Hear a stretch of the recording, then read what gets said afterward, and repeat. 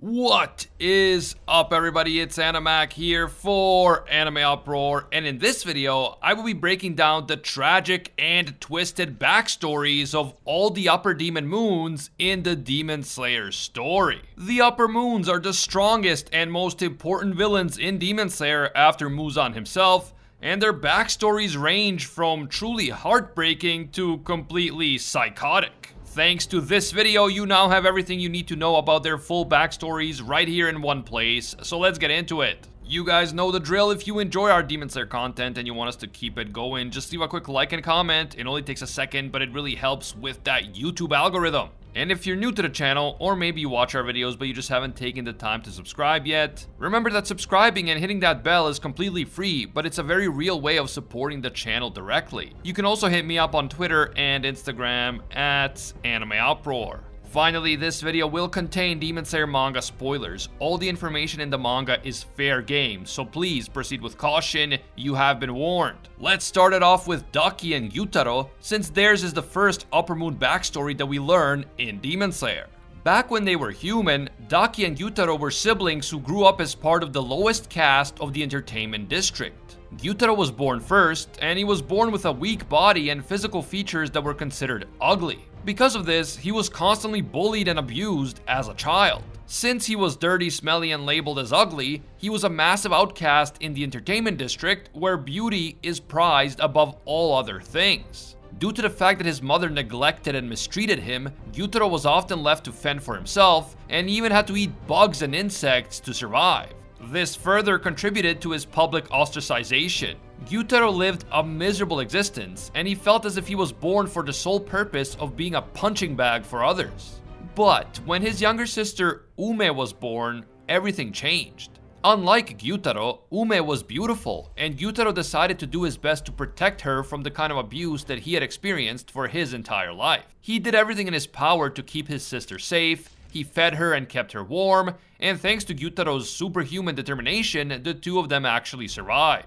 Their mother died of a disease when they were both young, and then the two of them were left to fend for themselves inside the unforgiving world of the entertainment district. A world where kids are considered to be nothing more than an unwanted nuisance. Keeping kids alive was just an unwanted expense to the other inhabitants of the district, so kids were treated more like stray animals than actual human beings. So as you can imagine, Daki and Gyutaro had it rough for quite a while. But because of all the bullying that he had dealt with for his entire life, Gyutaro became extremely good at fighting, and he decided to put that skill to work. So he became a debt collector, and when someone owed money and refused to pay, Gyutaro would show up and collect on the debt. He would also beat down the person whether they paid the debt or not, which led to him developing a reputation for being ruthless. Along with his fighting abilities, he used his appearance that others found scary as an asset, and so he became a very successful debt collector. Things were finally looking up for Daki and Gyutaro. Gyutaro was working as a debt collector, and Daki, aka Ume, worked inside one of the entertainment district houses.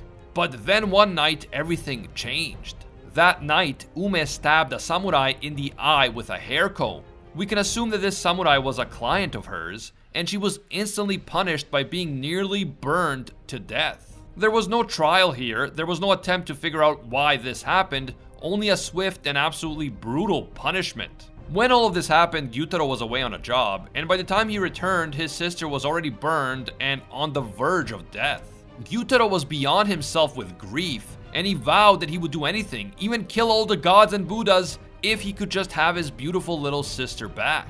Gyutaro was then also attacked by the same samurai who had gotten into a fight with Daki, and he was injured and almost killed after the samurai attacked him from behind. However, Gyutaro managed to counterattack and kill both the samurai and the madam who ran the house that Daki had worked in. And yet, even though he won the fight, Gyutaro and his beloved sister were both slowly dying from their injuries. As they were lying on the street in the snow, not a single human being tried to help them.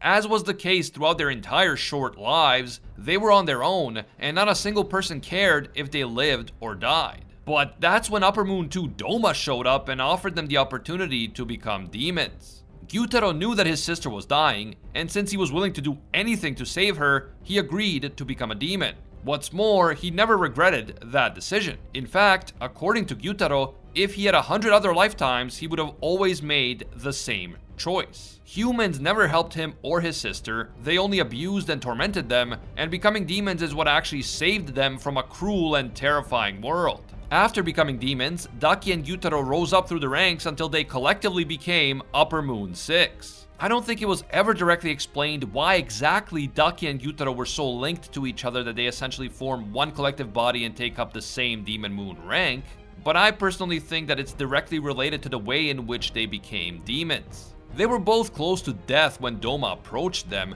but Daki especially was nearly gone and she wasn't even in a position where she could fully comprehend what was going on. So it is possible that Gyutaro agreed to give up a part of his own body in order to save Daki, since he was determined to save his sister no matter what it took. Maybe this was because Daki couldn't consent at the time, so Gyutaro had to make the decision for both of them, or maybe it was because her body was too damaged by the fire. Either way, they ended up being intrinsically connected to each other in their demon forms.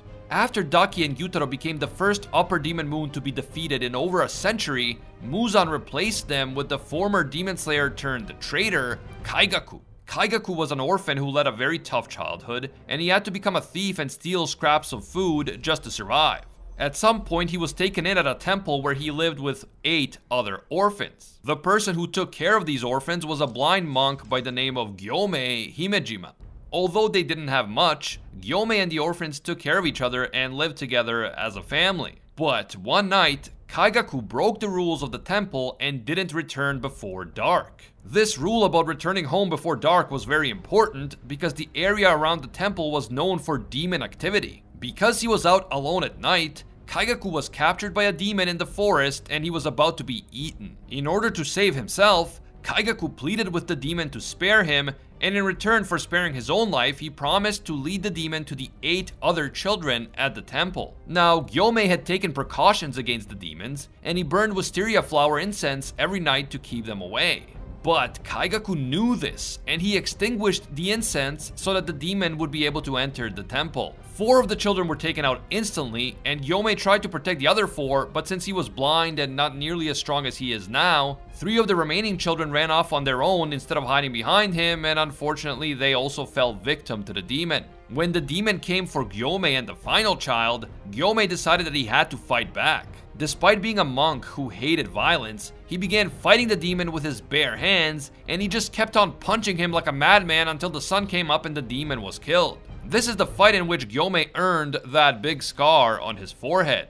And so, Kaigaku's betrayal of his fellow orphans led to the deaths of 7 children, but Kaigaku himself survived. His rough life had led him to conclude that in order to survive, he must be willing to do literally anything. And what happened to other people did not matter as long as he came out on top in the end.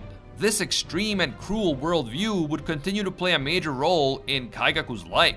Years later, when Kaigaku was a teenager, he was taken in by former Thunder Hashira Jigoro Kuwaijima and trained to use thunder breathing alongside Jigoro's other disciple, Zenitsu. Kaigaku was able to master all of the thunder breathing forms except for the first form, which is the only form that Zenitsu was able to master. Overall, Kaigaku seemed to be a lot more talented than Zenitsu when it came to being a demon slayer, and Kaigaku felt that he was far superior to Zenitsu. He hated Zenitsu because he saw him as weak and cowardly, and he often mocked and bullied Zenitsu during their training.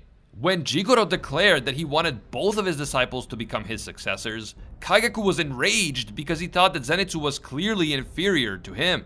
One day, Kaigaku came face to face with Upper Moon 1 Kokushibo. As a demon slayer, Kaigaku had the duty to fight Kokushibo, but after sensing Kokushibo's overwhelming strength, Kaigaku simply dropped down to his knees and began begging and pleading with Kokushibo to turn him into a demon. Once again, Kaigaku proved that he had no other values or principles beyond survival at all cost. As soon as he felt that his life was in danger, he immediately betrayed his duty as a demon slayer and groveled before a demon just as he had done as a kid, back when he betrayed his fellow orphans in order to save his own life. Kokushibo agreed to turn Kaigaku into a demon, and once he became a demon, Kaigaku readily devoured a large number of people in order to get stronger. He was eventually promoted to the rank of Upper Moon 6, and so he became Daki and Gyutaro's replacement. The fact that one of his disciples went on to become a demon was so humiliating for Jigoro that he committed seppuku with no second in order to atone for his disciple's crimes. This revelation broke Zenitsu's heart, and he vowed to one day defeat Kaigaku. Alright, so after covering the two Upper Moon 6s, let's talk about Upper Moon 5, Gyoko. Not much is revealed about his backstory in the actual manga itself, but we do get some useful information in the second Demon Slayer fanbook. As a human, his name was Managi, and he was an outcast who lived on the outskirts of a fishing village. He was considered to be a weirdo by everyone since he apparently collected fish carcasses and did other weird and creepy things. Managi lost his parents at a young age. They were both fishermen, and on one of their fishing trips they had an accident and drowned. Once the bodies of his mother and father were uncovered, they were badly decomposed, but bizarrely, Managi aka Gyoko thought that the bodies were beautiful and he became fascinated by them. One day, one of the village children came to tease Gyoko for being so weird. Gyoko apparently killed the child and stuffed the body in a jar. When the child's parents found out, they attacked Gyoko, stabbed him with a two-pronged fishing fork, and left him to die. But Gyoko was stubborn, and he clung to life nearly half a day after being wounded. That's about the time that Muzan happened to come across the injured Gyoko, and he was impressed by the fact that Gyoko was stubbornly clinging to life. Muzan decided to turn Gyoko into a demon, and after that, Gyoko developed a taste for human flesh, with an emphasis on children. He seems to despise all living creatures with the exception of Muzan. Next, let's talk about Upper Moon 4, Huntengu. Huntengu had been a shameless liar ever since he was a child, and he constantly made up excuses in his mind for why he was a victim and everyone else was a villain. In short, he had an insane victim complex, and he twisted facts and made up stories in order to present himself as a poor, innocent man who had been wronged by everyone else. But despite thinking of himself as a victim, Huntengu was actually a ruthless criminal who did many terrible things throughout his long life. He stole from people, and he also murdered people in towns and cities across Japan, but if he was ever questioned about it, he would vigorously proclaim his innocence. He would go so far as to claim that he was not responsible for his crimes because his hands were to blame, implying that he had no control over them. This type of stuff could indicate that Huntengu was mentally disturbed and unstable, or he may have just been a raging narcissist who believed that he was entitled to do whatever he pleases, no matter how horrible. And so anyone who stood in his way was a villain who was somehow victimizing him, at least in his own mind. Because he was a notorious and violent criminal, Huntengu would often change his name and other aspects of his identity in order to avoid being caught by the authorities. According to the fanbook, he apparently married and had children multiple times, but whenever he was confronted about his deceptive nature, he would become enraged and take out his own family. He would then repeat the same cycle over and over again. Huntengu was apparently around 87 years old when he became a demon, and this happened after he was finally captured by a magistrate and sentenced to death for his crimes. Naturally, Huntengu kept proclaiming his innocence over and over again despite being 100% guilty, and it seems that Huntengu might have even partially believed his own lies because he was just so deluded.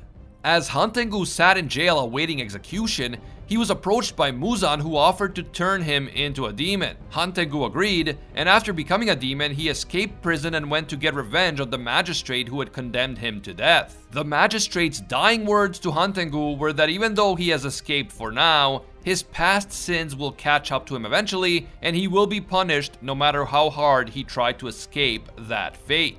Huntengu would eventually get what's coming to him during the Swordsmith Village arc, and after that, the rank of Upper Moon 4 was taken over by Nakime.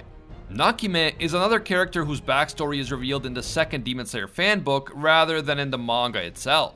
Back when she was human, Nakime was a struggling biwa player who was just barely making ends meet with her music.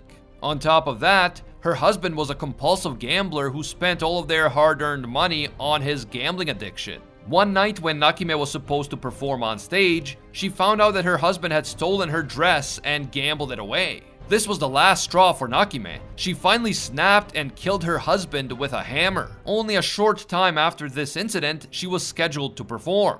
Nakime walked out on stage in a worn-out and ragged dress, and at first the crowd was skeptical about her because of her shabby outfit. This high-pressure situation, combined with the fact that she had just killed her husband in cold blood, made Nakime nervous, and her hands were shaking as she played the biwa. Shockingly, the intense nervousness did not hinder Nakime's biwa playing. On the contrary, she played better than she had ever played before, and the audience loved it and demanded an encore. Everyone was impressed with Nakime, and she received a generous payment for her incredible performance. After this, Nakime realized that the act of killing right before a performance made her a much better biwa player, and so she decided to become a serial killer. She would seek out a victim to kill right before a big performance, and every time she did this, she performed beautifully and everyone loved her. She received high praise and generous compensation, and that encouraged her to continue with her depraved routine.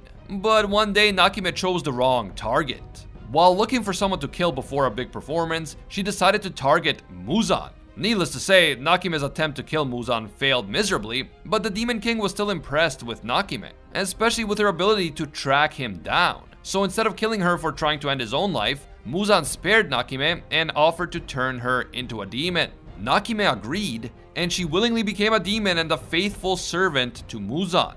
Although she is not really a fighter, she possesses multiple abilities that are very useful to Muzan, including her ability to control the Infinity Castle using the strings of her biwa, and also her ability to spy on others by releasing multiple eyeballs from her body that can move on their own and keep track of her targets.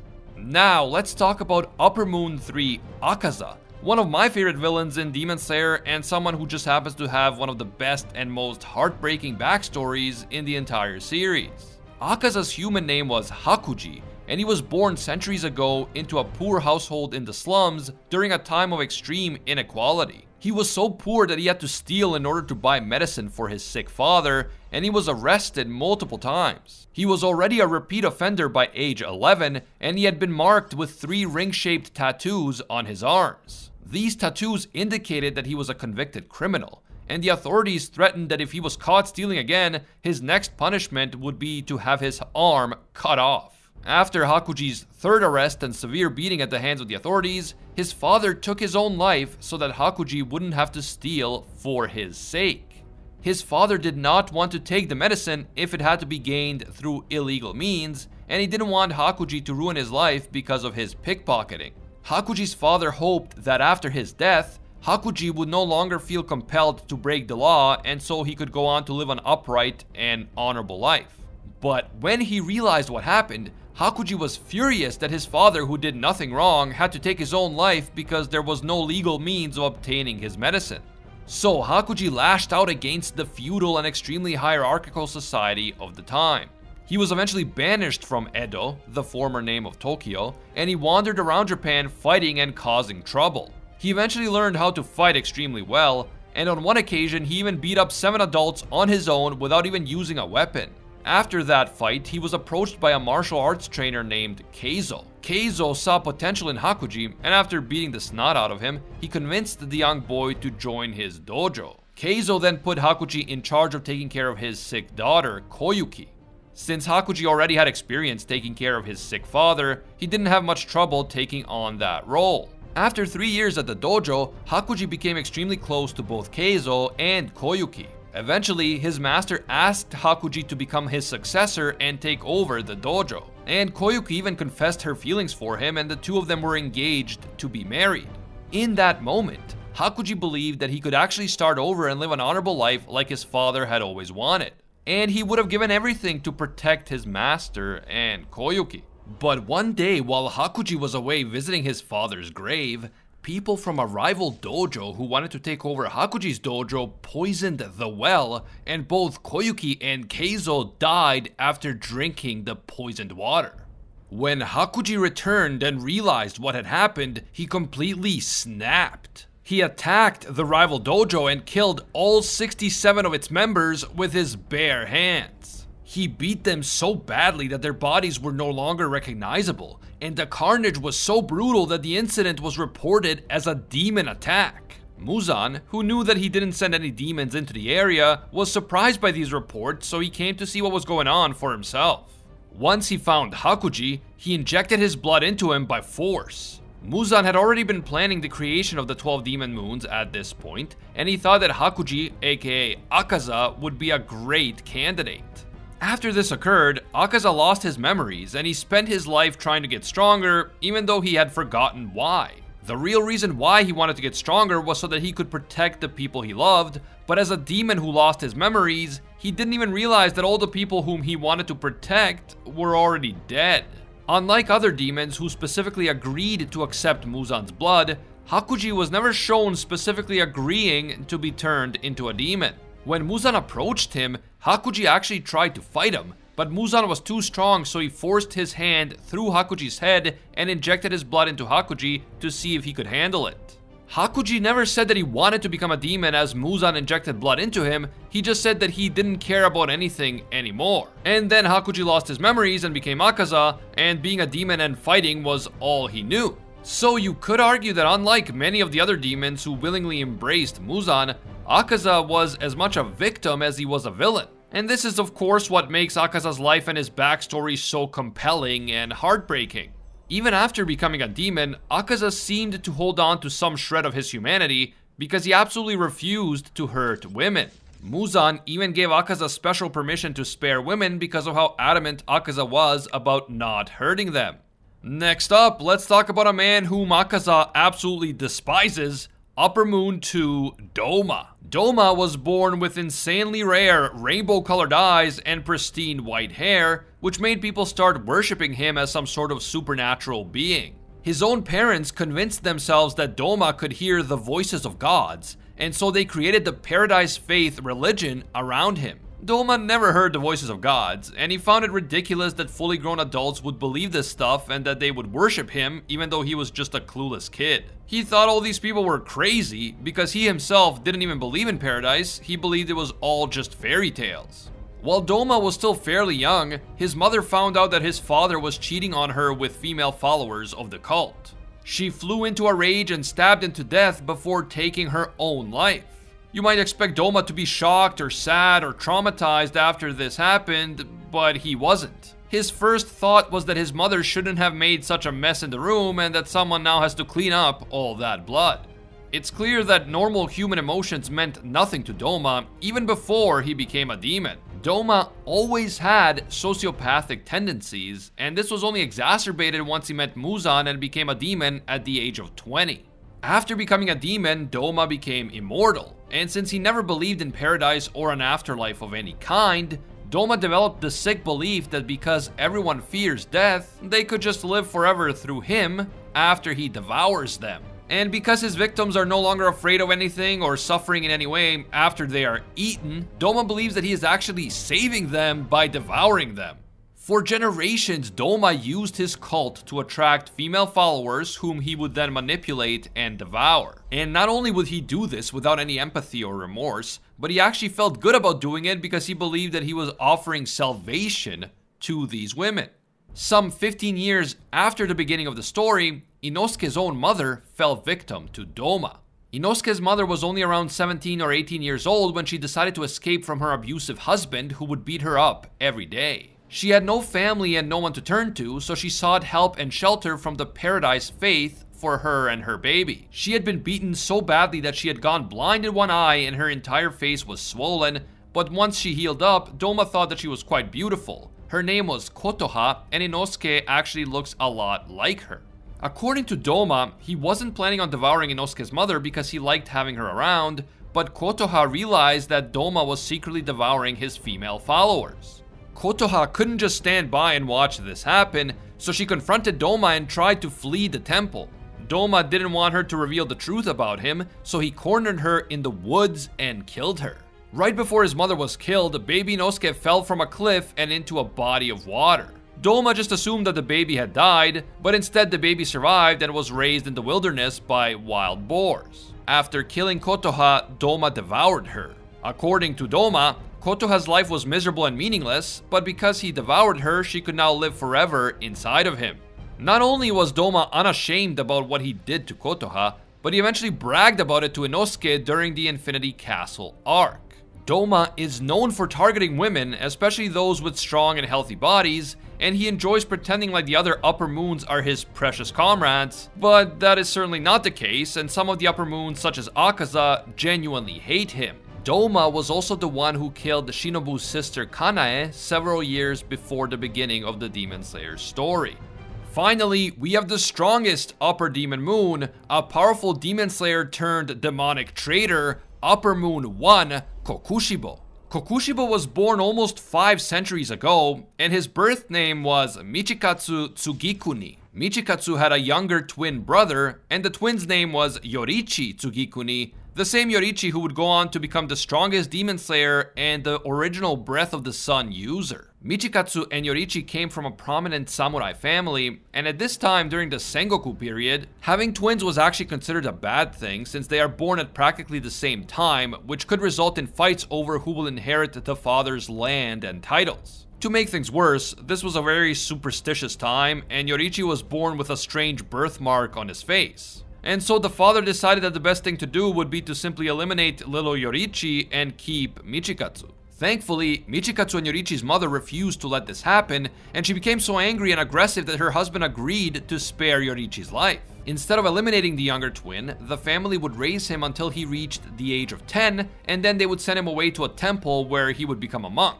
Due to the fact that monks usually have to renounce all of their worldly possessions, Yoriichi would no longer have any claim to the family's land and titles. And so Michikatsu would be able to succeed his father as the head of the family without any problems. And so the two twins were raised completely differently. Michikatsu was groomed to be the head of the family, and he had better living quarters, better clothes, better food, better education, and so on. And while Michikatsu was busy preparing himself to one day succeed his father, Yoriichi became extremely attached to their mother, and he would always cling to her left side. Michikatsu felt bad for his little brother, so he would often sneak into his brother's room in order to play with him. Michikatsu wasn't able to give Yoriichi any of his possessions because their father would notice and get angry, so Michikatsu gave his brother a small wooden flute that he had made himself. Now, Yoriichi wasn't exactly a normal child, and this further contributed to his black sheep status. For instance, he never smiled, not even as a baby, and he didn't even speak until the age of 7. Everyone basically concluded that Yoriichi must be deaf, and so he would never be able to speak properly. But as it turns out, Yoriichi wasn't deaf, as his brother learned one day when he was practicing with his sword in the garden. Yoriichi was just standing silently behind Michikatsu and watching him, but then suddenly he actually said something. He said, "My brother, is your dream to become the strongest samurai in the nation?" Michikatsu was so surprised to hear his brother actually speaking that he gasped and dropped his wooden sword. Yoriichi then said that he also wanted to become a samurai, but Michikatsu knew that when he turned 10, Yoriichi would be sent to a temple.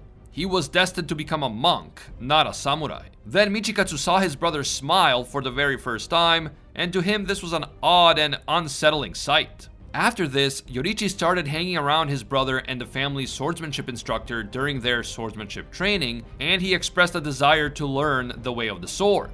The instructor didn't see any harm in letting Yoriichi practice with them, so he gave him a wooden practice sword. But after only a few words of basic instruction, the instructor asked Yoriichi to try and hit him. Michikatsu wasn't expecting anything much because he himself had never succeeded in landing a single hit on their instructor no matter how hard he tried.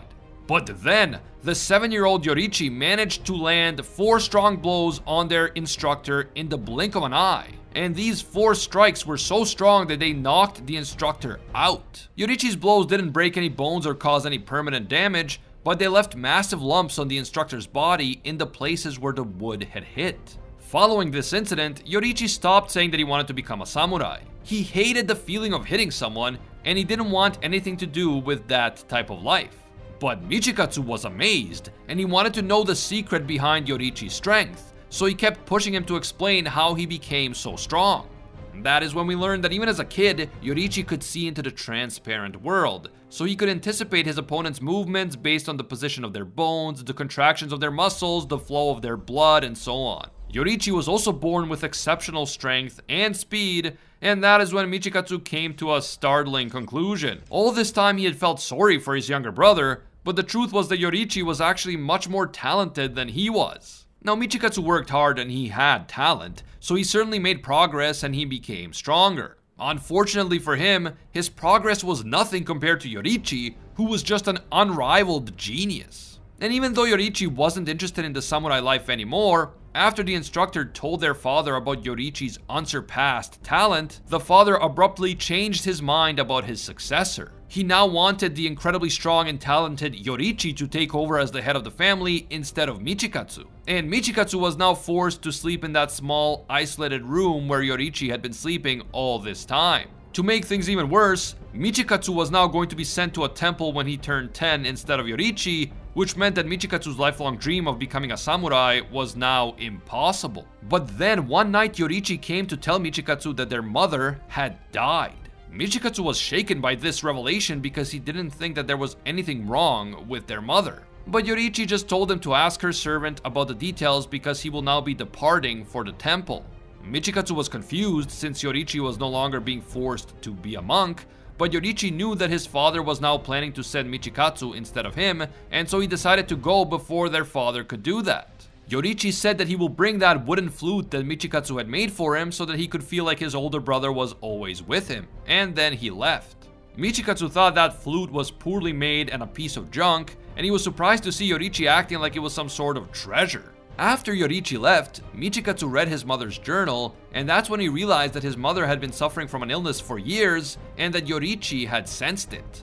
This illness was affecting the left side of their mother's body, so when Yoriichi was clinging to that side, he wasn't really clinging. He was actually helping to support her because her body had been weakened by illness. That is the point at which Michikatsu fully understood that Yoriichi was far more observant and talented and compassionate than him. Yoriichi just seemed to be good at everything, and because of this, Michikatsu began to burn with jealousy. He even began to feel hatred for his own brother because he just couldn't accept that no matter how hard he tried, Yoriichi would always be better than him at everything. This is ironic because back when Yoriichi was being treated as the black sheep of the family, Michikatsu felt sorry for him and he tried to help him. But it seems that in his own mind, Michikatsu had also accepted the idea that he was superior to Yoriichi. So when the tables turned and Yoriichi showed himself to be superior and then everyone started treating him as superior, Michikatsu's ego couldn't handle it and he began wishing that his brother had never been born. Luckily, Michikatsu's jealousy subsided after Yoriichi disappeared from his life. Yoriichi had vanished and no one could locate him, so Michikatsu's father had no choice but to make Michikatsu his heir once again. 10 years passed and Michikatsu settled down and started a family. His days were quiet and boring and he enjoyed a comfortable and uneventful life. However, that comfort was broken when a demon attacked Michikatsu and his men in the forest. The demon killed Michikatsu's men and he was about to kill him too when an adult Yoriichi showed up and took the demon down in an instant. The moment that Michikatsu saw his brother again, he knew that Yoriichi had mastered the sword and that he was an incredible warrior. Michikatsu's serenity was destroyed once again, and he began to burn with jealousy. Yoriichi was unbelievably strong and he had an impeccable character, and Michikatsu decided that he would do anything to become as strong and as skilled as his brother. Michikatsu went so far as to abandon his family and dedicate his whole life to following in Yoriichi's footsteps and becoming a demon slayer. Michikatsu trained under Yoriichi, and he learned breathing techniques directly from his brother. But none of the other demon slayers, Michikatsu included, were able to attain the full extent of Yoriichi's power. They could never reproduce the breathing technique that he used, the breath of the sun, so Yoriichi changed the breathing techniques slightly as he taught them in order to make it possible for them to actually learn and master these techniques. That is how all the many derivatives of sun breathing emerged, and one of those derivatives was Michikatsu's own moon breathing. Eventually, Michikatsu manifested a demon slayer mark identical to the one that his brother was born with. And I mean, when you take everything into consideration, Michikatsu was an incredibly powerful swordsman and demon slayer. But despite his impressive strength, which was far, far above average, Michikatsu still couldn't come even close to matching Yoriichi. No matter how hard he trained and no matter how much of his life he dedicated to getting stronger, Michikatsu was simply unable to learn sun breathing and he could never rival the superhuman abilities of his brother. And then there was another major problem. All the demon slayers who had managed to manifest the demon slayer mark began to die off after reaching the age of 25. The demon slayer mark allowed the slayer to unlock more power, but in exchange for that power, it drastically reduced the demon slayer's lifespan. Michikatsu realized that he was going to die without ever even coming close to achieving his dream of becoming the strongest samurai and surpassing his brother. And in that moment of weakness and desperation, he was approached by the crafty demon king, Muzan. Muzan told Michikatsu that if he became a demon, he could live forever and he wouldn't have to worry about dying at the age of 25. He would also have a much stronger body, and he would have all of eternity to become stronger than Yoriichi. And so, even though he dedicated his whole life to ridding the world of demons, Michikatsu's jealousy got the best of him. He agreed to consume Muzan's blood and become a demon in exchange for eternal life and superhuman power. That is when Michikatsu Tsugikuni became Kokushibo. And yet, even after 60 years of being a demon, Kokushibo still couldn't overcome Yoriichi. The two brothers faced off against each other when Yoriichi was already in his mid-80s. Unlike the other demon slayers who manifested the demon slayer mark, Yoriichi did not die at the age of 25. This tells us yet again that Yoriichi was simply not the average demon slayer. He was always special.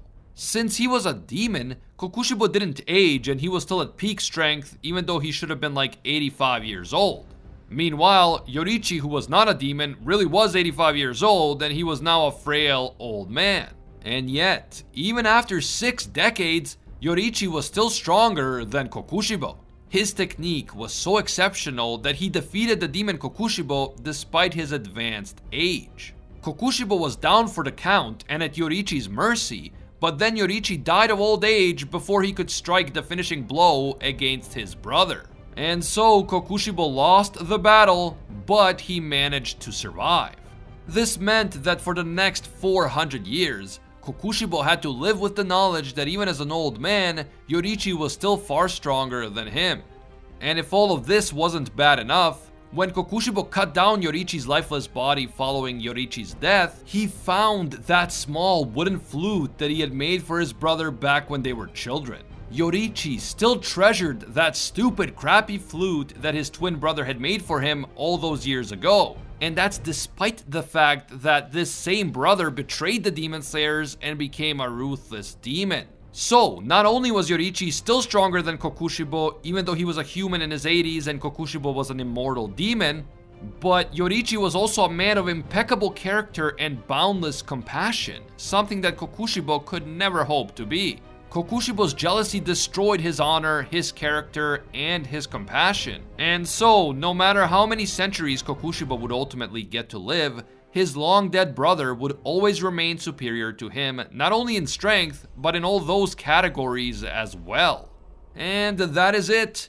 Every Upper Moon's backstory in Demon Slayer explained. Which was your favorite backstory out of all the Upper Moons? Let me know down below. If you're looking for a video to watch next, I also have a video that breaks down every Hashira's backstory in Demon Slayer, link in the description. If you enjoyed this Demon Slayer video and you want to see more in the future, just leave a quick like and comment. It only takes a second, but it helps a lot. And if you're new to the channel, or maybe you watch our videos but you just haven't taken the time to subscribe yet, remember that subscribing and hitting that notification bell is free, but it's actually a really important way to directly support the channel. You can also hit me up on Twitter and Instagram at AnimeUproar. As always, thank you guys so much for watching, and until next time, see ya, Space Cowboys!